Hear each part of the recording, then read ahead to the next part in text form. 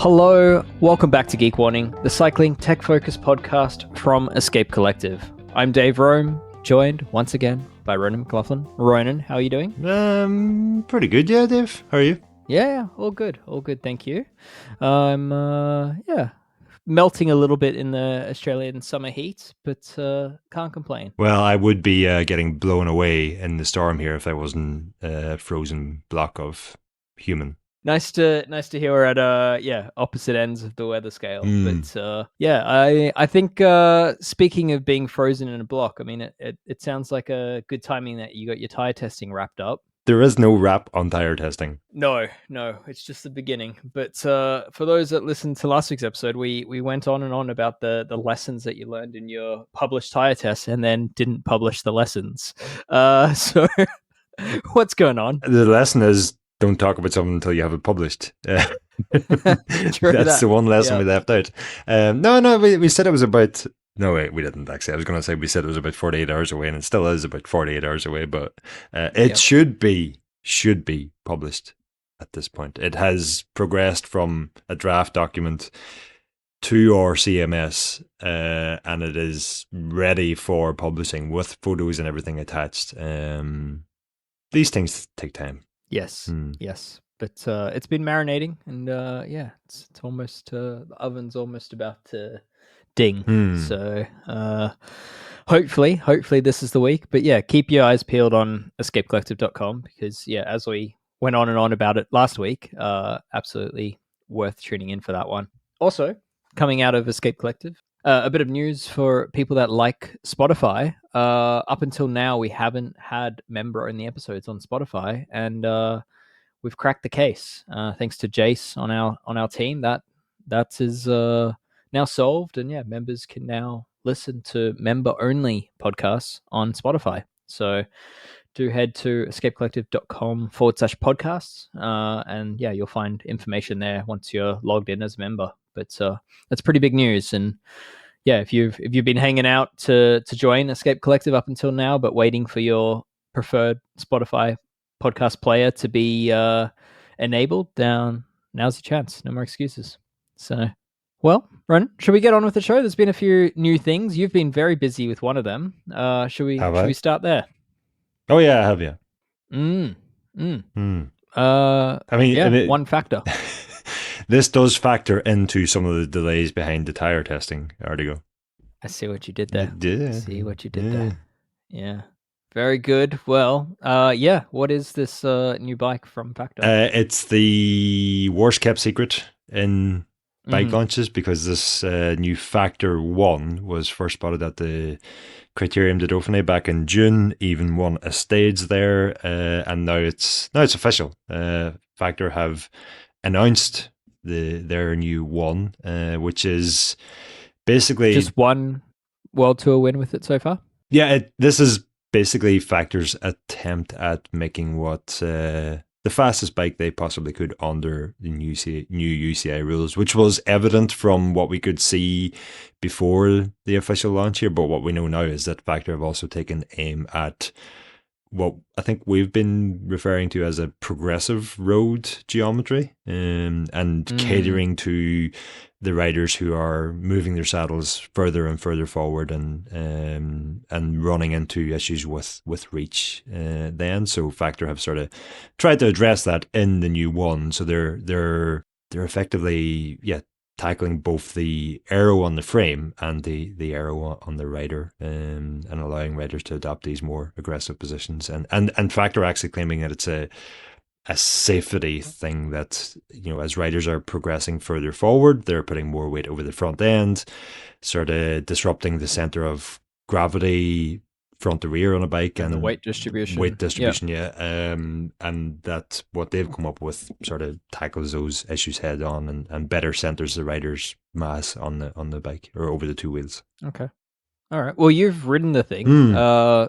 Do you think they've achieved that? I mean, so this is the thing. This is anybody who listens to this podcast will know, like, and my entire review of this bike circles around the idea that most people are going to say that this is a radical bike. And I happened to overhear some political commentary recently discussing what is radical and suggesting the stuff that we would often think of as radical is actually kind of centrist, because it's kind of giving the people what they want to see and what they want to hear.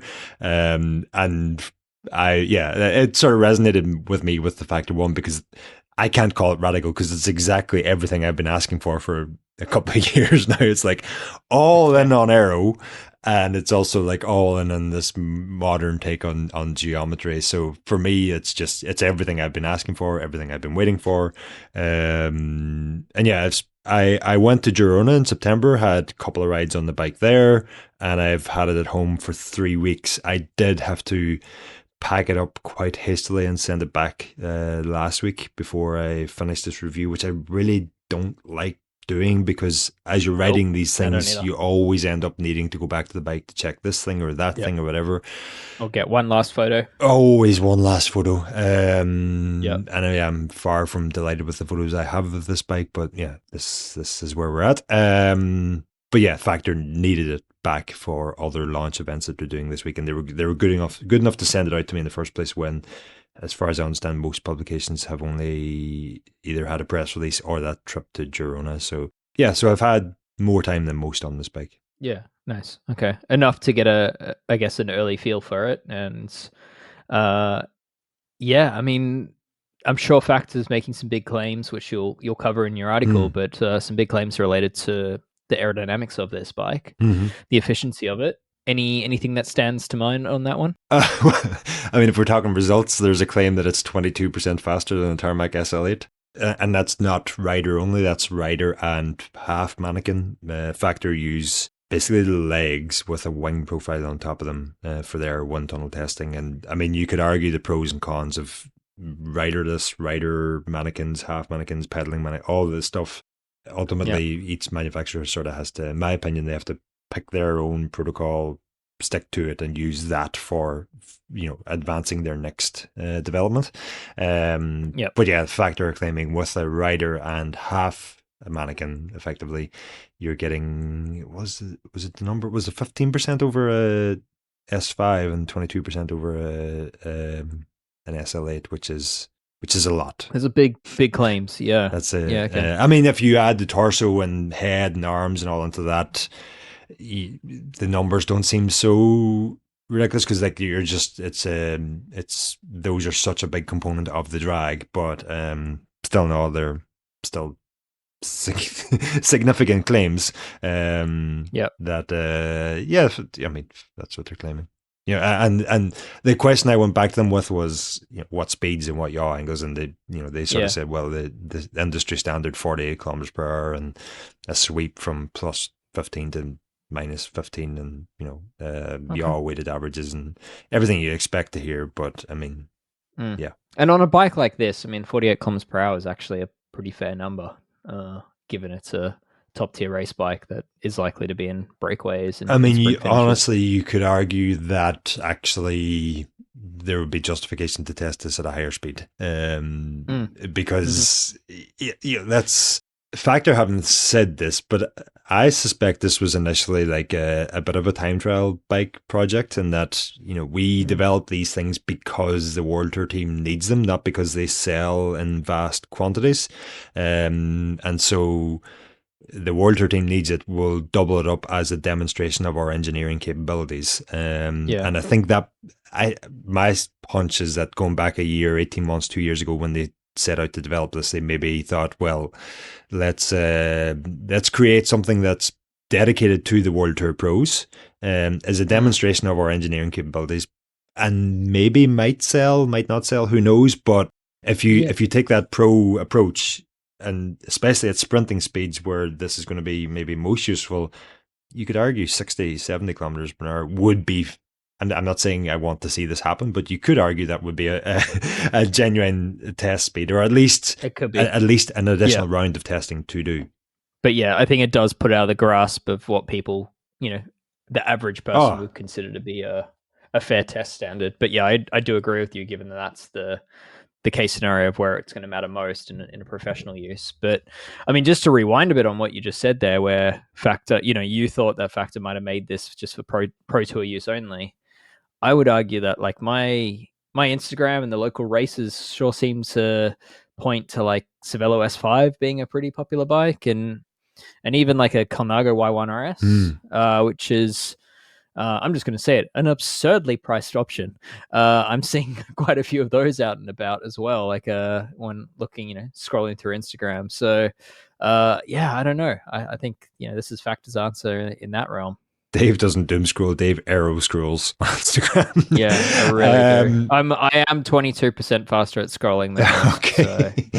So, I've got to that in the review as well, and like I sort of think the initial motivation might have been to create a prototype like bike for their pros, but actually Factor probably stumbled upon, the timing is probably quite helpful for them, in that actually amateur riders and riders in general are so much more attuned to what is fast, what isn't fast, how to make themselves faster, how to optimize themselves these days than they ever have been. That actually, much like many brands are telling me about time trial bikes, demand for them is going through the roof. And so I fully expect that while maybe 2 years ago the initial idea was pro only bike, the reality today might be that they probably can't make these things quick enough. Yeah. So time will tell. But I'd say for anyone keen to see what this thing looks like and how it rode and all the specifics, head to Ronan's write-up on this. That's kind of where the question mark remains for me, because what I was most looking forward to here was like I wasn't really all that inspired about testing the aero in my ride review, because like that whatever, like how do you even test that to start with? But I mean, that wasn't what I was most interested in. Was just the ride characteristics and the handling and the how it is as an actual bike to how I felt ride with this new geometry.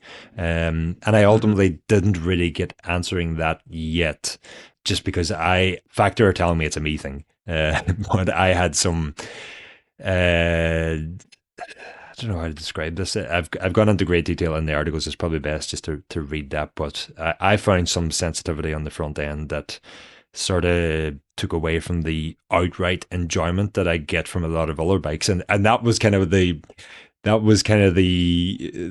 strange thing happening here, is that for all the people who are calling this bike radical, I was the one person that couldn't. I was the one person, like not the one person, but I was a person calling for a bike like this.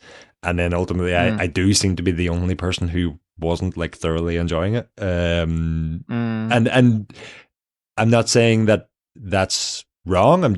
It was a reminder for me that while I am sometimes harsh on other all-rounder bikes, that they have left performance on the table, ultimately what you find is that they are highly enjoyable bikes.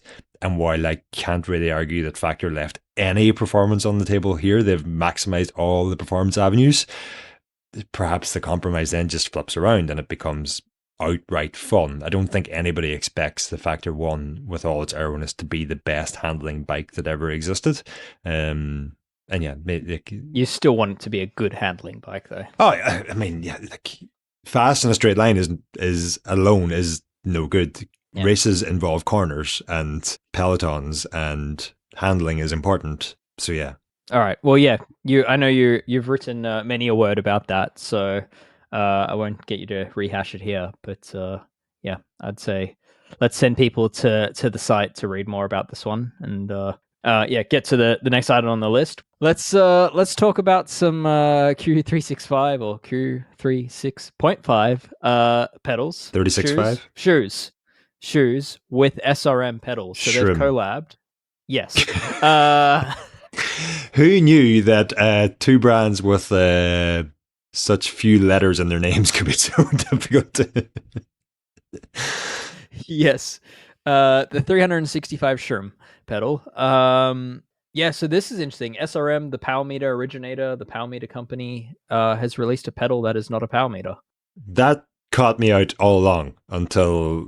so I knew these pedals were coming. I was invited to a press trip, didn't go. I've also been offered the pedals to test.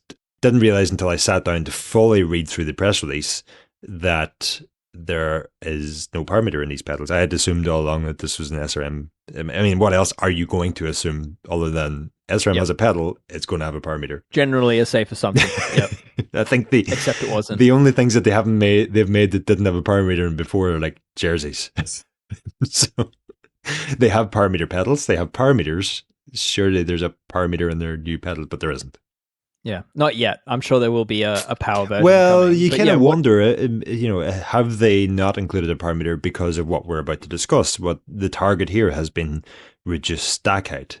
And does that introduce some challenges in incorporating the gubbins of a power meter into the spindle? Does it interfere in some way? I wouldn't have thought so, because the spindle, you can't actually you can't make the spindle any smaller to reduce you've got bearings and all sorts to fit in there as well. Like the way they've reduced stack height hasn't been in tackling the spindle, so surely they could have retained the same power meter setup inside, but not yet in a way. Yeah, and my guess is they're trying to establish it as a legitimate pedal system, and then they will showcase the expensive power meter option of it. But can you explain what the system is for people that haven't seen what it is? Yeah, so we haven't actually explained what Q36.5 and SRM have done here, and that is they've unveiled a new pedal and a new cleat interface, a cleat system to go with it, and the goal here is a reduced stack height. And so they're claiming that their new design reduces total pedaling stack height by 6 millimeters compared to other market leading figures. So like presumably that's Shimano and that probably a Duros. Yep. And they're saying that makes for the most direct and efficient pedaling system on the market. Now maybe we'll get into that claim in a second, but how they've done that is they've effectively the pedal doesn't look dissimilar to like a knockoff Shimano pedal. It is actually quite different, but that's the sort of visual if you're listening to this and you haven't seen these pedals. The cleat though is very different, and in some ways it reminds me of like a mashup between, you remember the old Campagnolo Profit cleats way back in the day and a Time cleat. I don't know why, but that's just what it reminds me of. And the I was going to say the unique thing about this, that was not meant to be a pun, but I know how much you love puns, and so I tried to avoid it and didn't anyway. But the thing about these cleats is that they adopt a new 2-bolt interface. And when I say 2-bolt, I don't mean like SPD type side-by-side 2-bolt. I mean 2-bolt wherein the front bolt of the cleat interface is in the regular position where you would find a Shimano or Look or any other 3-bolt system, where they've got one centrally at the front. The second bolt is directly behind that, still central on the cleat. And so that means that you're going to, like, this is going to be incompatible with all shoe soles that are currently on the market. And that's where Q36.5 comes in with their new shoe, which does now, the sole has 4 bolts on it because it retains compatibility with regular 3-bolt cleats. But it's got an extra bolt hole right at the back of those, the midsole. Yeah, and that allows you to attach these new cleats to their new sole. And the cleat is kind of but wider looking in that it's sort of, front and rear, it'll be the same depth or stack height as a regular cleat, but it's the midsection they've almost entirely hollowed that out. It's like 1 millimeter thick through the midsection, where a Shimano cleat is like more or less the same thickness throughout the cleat. That's where they've managed to carve out this extra, or this 6 millimeter less really stack. Reduce the height. Okay. Yeah, so it's mainly about stack height. I take it you haven't ridden them yet? I haven't. I have asked for a set in, and sort of was assuming that, I've already got the Q36.5 shoes, this will be easy, but I need to now go and check if my Q36.5s have this extra hole. I know they don't, but there's just part of me is like second guessing myself. Yep. Well, there's always a drill if you need it. No, don't go doing that. Yeah, so new shoes. I guess one to check in with you again about how they work and how they feel, and yeah, what the benefits actually are beyond stack height. But yeah, it is interesting to see a company like SRM one release something that's not a power meter, but also collaborate on a new pedal system with a new cleat. I mean, that's not, there's easier paths to bring a pedal to market. So I mean, I find that SRM already had a parameter pedal, yeah, and it looks very similar to this new one, but again, it's not in practice or in use. Yep, absolutely. Well, before we move on, Ronan, there's a lot of talk about stack height, but do you think it matters? That's kind of why I've called I've asked for the pedals in for review, because they're making some bold claims here about increased efficiency and power transfer and those sorts of things. I don't know that they materialize in the real world. There's some claim based on a study that the Q36.5 cited that suggests that a 1 millimeter decrease in stack height can lead to a 1% increase in power transfer, which, yeah, these things, I mean, when we hear claims like these, my alarms always go off for me. It's just like, first of all, you can't produce any more power. Are you going to transfer more of that power, or is less of that power lost between the shoe and the pedal? Those are the types of numbers that we expect in terms of power loss from a power meter at the pedal versus a power meter in the rear hub. So the idea that just shaving a bit off the stack height and the cleat here can achieve similar power transfer gains, I'm happy to be proven wrong, but that's what I want to look into. And I think maybe the bigger benefit here might just be in terms of we are doing so many things that effectively leave the rider sitting higher on the bike. So bigger tires increase the overall system height, and shorter cranks mean that if you want to retain the same, that's not for the saddle height from the bottom bracket, but if we want to retain the same saddle height relative to the pedal body at bottom dead center, we have to increase our saddle height. And further over the BB also increases the rider height as well. Yeah, and so this is one thing that has kind of helped me claw back some of that increased height, and for me that could be the biggest benefit of these pedals. That's really what interests me from them. So I think there could be all sorts of gains from that, including aero, and just getting the center of mass down a little bit, and that it's not what they've led with. They've led with power transfer, but to me, those might be the better gains. Interesting. Okay. All right. Well, one to come back to, and I do find it amusing that SRM's about to interrupt your power meter pedal testing with a pedal that's not a power meter. But anyway, let's get to the last thing on our news list, which is a recall. The recall comes from Cube, and it relates to all 2025 and 26 models of their Agree C62 road bikes. It's kind of like their sporty endurance platform. But if you've got one of these and it's fresh, then speak to your retailer where you bought it from, because fork failures is why they're recalling this. So there's an inspection process to make sure that your bike is not part of this recall, and doesn't sound like one you want to mess with if it is. So if you got one of these, then get it sorted. Feels like we're seeing a lot of recalls lately. I do recall quite a few.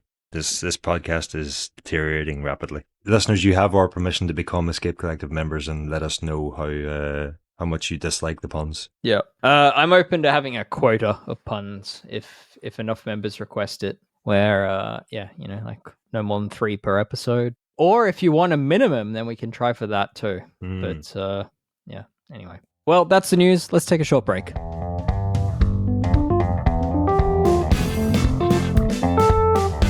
Well, we're back from the break, and just a little heads up that ads are going to come to the free feed or the free versions of Geek Warning very soon, probably in the new year. It's something we've discussed before on the podcast, but they're going to be programmatic. So much like what you see sort of play before what you're watching on YouTube, It'll be that sort of thing.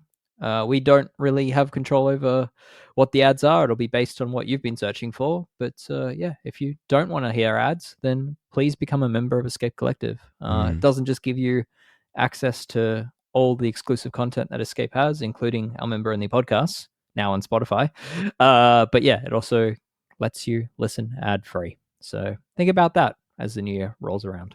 It's funny. It's funny you mentioned the YouTube ads because I don't get them because I'm a premium subscriber to get rid of the ads. Huh. And so you can do that too with the Escape Collective going forward. If you don't like ads, sign up. If you're a signed up member, you'll never hear ads. And you get all the things that we normally keep from you. All right, Ron, let's get to something that's not necessarily on our mind, but yeah, we had a listener, a member, submit a question that was originally asked for Ask a Wrench, but I felt it was perhaps best left for general chat with yourself and yeah, more generalist conversation. So let's hear the question from Craig, who's based in Dubbo, New South Wales, Australia. I really like bikes. I really like learning about the technology, how they're designed, how to build and fix them. I'm a reasonable home mechanic. I like my bikes to be clean and to be as fast as possible. I also like being as fast as I can be, both through training as effectively as possible and being as fit as I can, as well as the technology that I can use to go faster, like aero helmets and socks and positioning and all those things that Ronan likes to talk about. And as a result of this, I have a garage full of well-maintained bikes, road, gravel, mountain bikes, a bunch of commuters, all kinds of things. And I regularly train doing interval sessions. I do some racing locally. I don't get to race as much as I'd like. But around my family, work, and other distractions and everything I've just mentioned, I've found that my motivation to get up at a suitable time and go and ride outside for an hour or two is lacking. I'm having to intentionally choose to do it more, which is something that I never regret. But that motivation to get up in the morning and get outside is not as high as it used to be. So my question is, and what I'm wondering is, how much all of you actually get out and ride your bikes outside, whether it's for reviewing purposes or just your own bikes that you own yourselves and enjoy having. Is it something that you always want to do? Is it something that you lack motivation to do at times? Do bikes ever become a job for you, or is just going for a ride outside always something that you look forward to and always something that you enjoy? Thank you very much. All right. Yeah, I mean, it sounds like Craig here is sort of dealing with a little bit of traditional burnout, but he's more asking about, I guess, our point of view on this and what we do to keep the fire alive. So, yeah, Ronan, what do you do? I mean, let's be real. I mean, this is work for us, right? This is all consuming. You know, every minute of daylight is we're sort of thinking about work, and it's definitely not a 9 to 5. It's far more than that. So yeah, the inspiration and the enthusiasm does come and go. But what do you do? I think what I want to do first of all is just briefly mention that rest is important, and that we recorded an entire segment of this answer that that we've decided to try again on because we went far too deep on what is a performance process topic, I think, and basically boils down to rest is best, and if the body's not feeling motivation, then listen to that and either rest or change, because sometimes that can be as good as a rest, and you use those other bikes at Craig's disposal here, the bikes that he references that he's got in his garage. As for us, I mean, or misuse the bikes, take your road bike mountain biking. I wouldn't maybe go that far, but spice it up. Spice it up. Spice is the variety is the spice of life. As for us, I mean, I probably should give you a warning that I could go on a long and boring, self-centered rant on all this. I'll try to avoid doing so and just say that, yes, this is very, very much, or it becomes a job quite often. Admittedly, is probably one of the best jobs in the world is kind of where I was going with that, but I'm not sure if I want to say that because it just If you sounds enjoy so cycling. it just sounds so cliche. Yeah. But it's certainly a better job than I had anticipated I might land myself in. And yes, as I say to people all the time, it suits me because of what I'm interested in. If you put someone who's not all that into cycling, but is maybe a trained journalist or something, I'm sure it's probably their worst case scenario for them. But nevertheless, the challenge that I face is that I spend all day, every day, talking and researching and writing and podcasting about performance, and then so very rarely get to actually put that into practice. It's like purgatory for me. Hell would be not getting to ride my bike at all. Heaven would be just like, I don't know, being a full-time bike rider again. And I'm stuck in this middle part where I'm like full-time focused on cycling and performance and just never getting to maximize or optimize my own performances. Welcome to the bike industry. But yeah, I think it's a very common theme for people that work in the bike industry that spend all day thinking and talking about bikes, but ride them less than ever. But I think those are normal people because they go, Yeah. right, I've had my fill of this for today.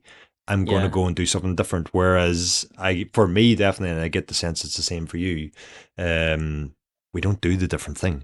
We clock off from doing this thing and then we go and do the same thing, but on a bike. Yeah. So, yeah, I don't know. For me, I definitely do struggle with the motivation to ride, and sometimes I am literally riding a bike because it's my job to do so. And I think the main thing, when it comes to testing bikes is, and this is where I think a lot of people have the wrong idea, is that you sitting on the same bike for 3 hours doesn't really achieve anything. You're just training yourself at that point. You're testing yourself. A lot of bike testing happens in first impressions and in short bursts, and at least for me, I mean, everyone has their own process, but for me, it's, going out for half an hour and testing very specific things, or going out for an hour and testing very specific things to get a feel for something and to sort of either conclude a thought in my mind or sort of confirm, one way or the other. And yeah, so I'll go out and do very specific loops and try and mix up the bikes I'm on, so I don't get, that first impression is always coming back. I'm sort of going back to a familiar bike or a very different bike. So then when I jump again onto this test bike, I get the first impression somewhat again. So yeah, so I think that's long-winded way of saying that sometimes this does feel like work, but it's yeah, we can also test bikes in sort of short bursts, and we're not spending 10-20 hours a week on one bike because we have to, because it's our job. I'm often splitting that up over multiple weeks of testing. So I think it's also probably worth mentioning just like Escape Collective as a startup. We are striving to get to being profitable. We're not quite there yet, but we are so far, like obviously we've ads coming into the free podcast, but we're so far entirely member funded. And so there's this like, it certainly helps since Suvi and Alex came on board because now we have more hands on the tech team and they are excellent at what they do. But there's just this, I would say there is no other way to describe it other than pressure to, there is something happening in the cycling world. Our members expect to hear that from us.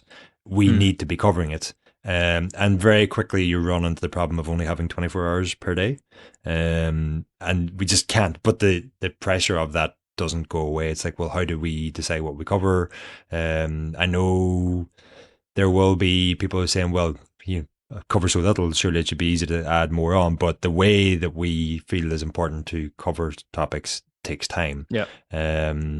But we're not ignorant to the fact that people want to hear more from us. As we're kind of and that does add to or take away from the enjoyment of getting out in their bikes. Yeah, there's an anxiety in that, and I think this is probably getting a little bit away from Craig's initial question, but I think for me, I think we, all of us on the tech team, and I think anyone that probably works in the space feels this way, is that the rate of pace of the bicycle industry it's a hungry beast basically, and it doesn't seem to be slowing down. And I think we spend a lot of time. I feel like I'm wasting a lot of time just keeping up with that pace rather than focusing on the stuff that I should be out riding and testing and spending time with. Like, just there's a lot of time wasted in saying yes and no to things that are coming versus just working on the 6 months of work I already have in front of me.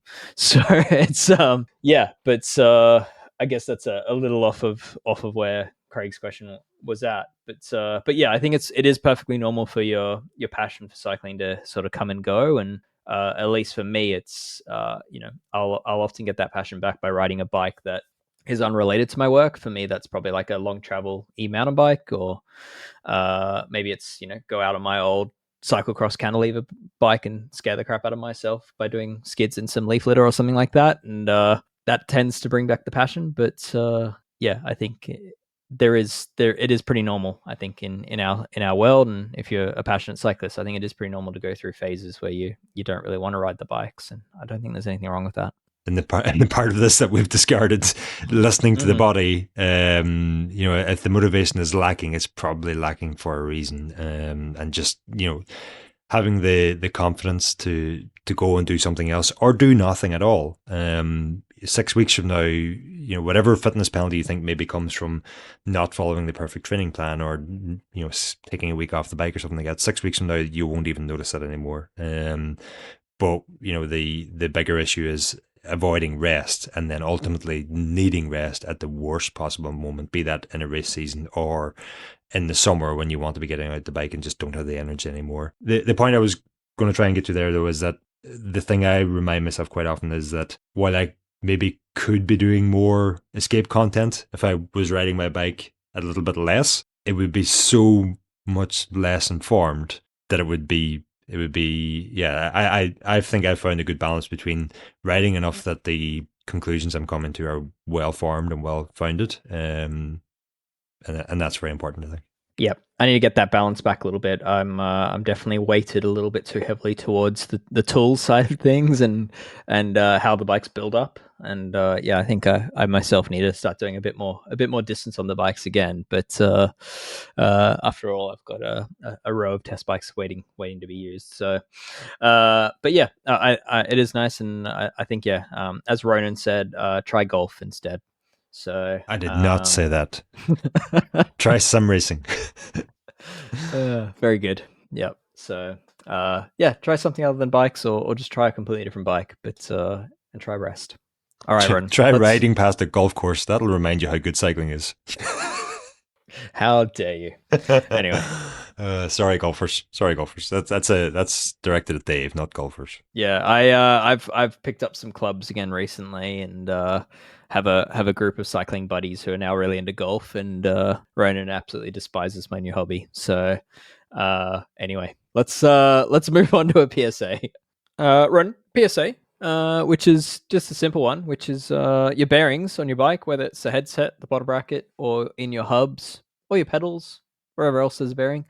You shouldn't be able to hear them, and you also shouldn't be able to feel them. So I think that's just a PSA, a call to action to check your bearings. And yeah, if you turn your handlebars and you can hear or feel like a grinding feeling, then your headset bearings are probably worn out or pitted or corroded. And same goes if you can take your chain off and spin your cranks. If they're grinding away or the cranks rattling, then yeah, time to attend to those. And a quick check for the hubs is if you spin the hub, I like to put my hands like on the fork or on the seat stay as the wheel's spinning, and if you can feel like a rumbling through the fork or the seat stay as either the front or rear wheel is spinning, then something's wrong with the bearings.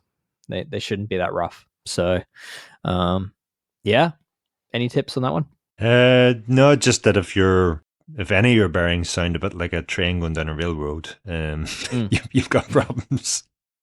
Yeah. I'm trying to just think of how you describe that sound just when they're, if they're making any noise. A bit like a train, or a bit of a rumbling, or just a roughness that you can feel is sort of how I would most basically describe it. But yeah, you should be able to, like a perfect condition bearing, you should, in a wheel, for example, you should be able to spin, not hear it, and not feel it through the frame. So it's just things not to ignore, because if you do ignore that sort of worn bearing, then play can come in, or they can disintegrate and damage occurs, and often they damage the parts that aren't meant to move around them, and then things get very, very expensive.